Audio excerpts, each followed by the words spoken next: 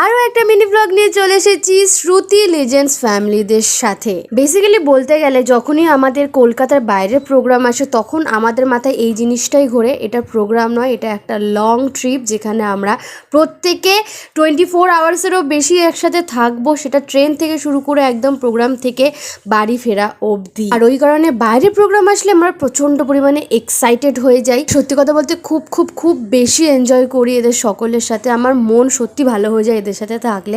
Actually সবাই same ভাইবে, সেই কারণে আরও বেশি আমার ভালো লাগে এদের সাথে থাকতে। যাই হোক, ট্রেনে উঠে তো দেখলে তোমরা আমাদের ঘোরা মানে খাওয়া দাওয়া, প্রচুর খাওয়া দাওয়া করি আমরা। তো এই খাওয়া দাওয়া থেকে শুরু হলো, তারপরে রাত্রেবেলা অনেক রাত অব্দি আড্ডা মেরেছি। তারপরে ঘুম থেকে উঠেই পরের দিন সকালবেলা রেডি হয়ে বেরিয়ে পড়েছি। আমরা গেছিলাম সেই দিন হচ্ছে বদলাপুর। আর এই যে ট্রলি নিয়ে দৌড়ালো ওর নাম হচ্ছে সৌম্য।